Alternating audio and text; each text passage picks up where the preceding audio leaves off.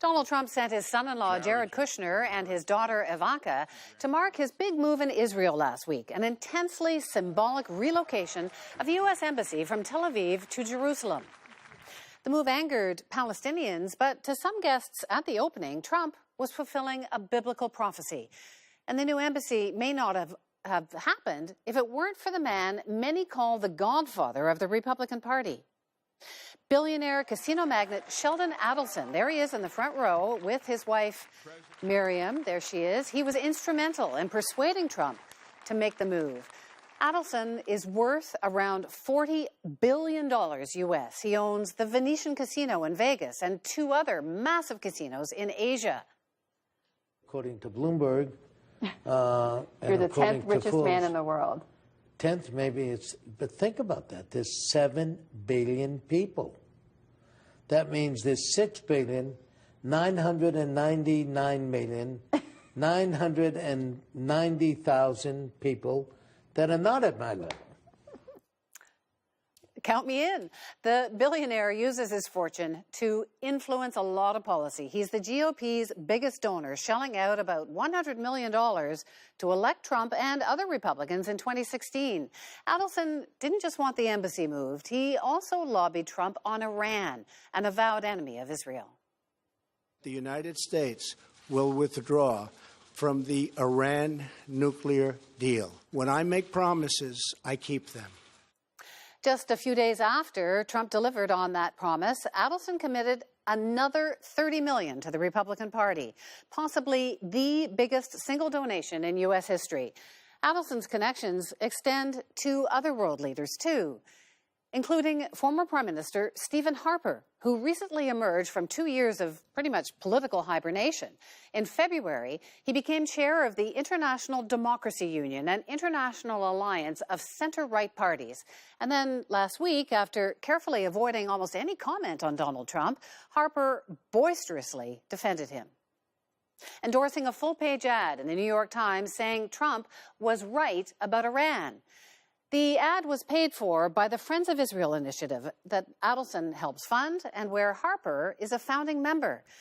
And the ad is not the only link between the two. In 2016, Harper was invited to Adelson's 44,000-square-foot mansion in Las Vegas, where he was the guest of honor at a private gathering for Jewish Republicans. After the dinner, he tweeted, "Thanks all for a great weekend in support of Israel." And just this past week, Harper spoke at a synagogue in Quebec, backing Trump's decision to move the U.S. Embassy. As Prime Minister, Harper was a big supporter of Israel and a pronounced hawk on Iran. He didn't move Canada's embassy to Jerusalem, but now that Trump has made his move, Harper says Canada should too. And his successor, Andrew Scheer, is on board. He made the promise in February, the same month that Harper got re-engaged in politics. The timing, of course, could be a complete coincidence, but Harper and Sheldon Adelson would approve. I'm joined by New York Times political reporter Ken Vogel. He writes about money and politics, including Adelson's ties to the GOP. So Ken, I'm trying to get a sense of just how close Donald Trump is to Sheldon Adelson. Like, can Adelson just show up at the White House? Sheldon Adelson has had great access to the Trump White House and Trump administration officials and to Donald Trump personally. My sources tell me that they talk on the phone not infrequently, and he has attended private gatherings at the White House with Donald Trump, Vice President Mike Pence, the new National Security Advisor, John Bolton, and other administration officials. So he is, if not in the very inner circle, at least in the next ring out of Trump intimates. Why is Adelson so driven on these causes, the mostly Israeli causes? Yeah, he is a cause donor. It's been really his animating political issue behind his donations for some time. People I talked to trace it to his marriage to his wife, Miriam Adelson, in the early 1990s.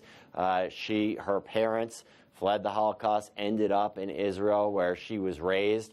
And so for that reason and others, he has really become a leading donor and a leading figure in this hawkish, pro-Israel, conservative sort of circle that is so influential in American politics. So does he actually set the stage for U.S. Mideast policy?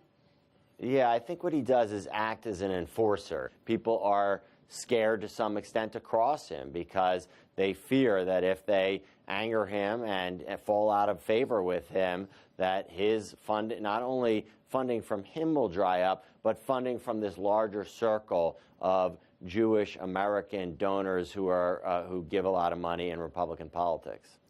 So Trump gets money, support from Sheldon Adelson, but he also gets access or more support. I mean, the base is important of pro-Israel voters, both conservative Jews and evangelicals, which are a big part of Trump's support. They might seem like strange bedfellows, but explain that to us. Well, Israel plays an important part in Christian theology. It's a critical part of the origin story, and it is the place to which Christians believe that Jesus will come back, eventually resulting in the conversion of Jews to Christianity. So for that reason, Israel has played an important part in the sort of psyche of evangelicals who tend to vote Republican. Many American Jews tend to vote Democratic, but there is this very influential small group, relatively small group of Jewish donors who give a disproportionate amount of the money to the Republican Party. Our former Prime Minister, Stephen Harper, has always been a big supporter of Israel. He actually has strong ties to the evangelical community. He also has ties to Sheldon Adelson, has spoken at his house, and signed that big ad in the New York Times recently, supporting the backing away from the Iran deal, and he's been supportive of the move of the embassy as well. Does that make sense to you that Adelson and Harper would be linked? Yeah, absolutely. Adelson, in his effort to sort of push more confrontational foreign policy solutions around the world, but particularly vis-a-vis Israel, the American foreign policy towards Israel, has formed alliances with politicians around the world who have similar stances.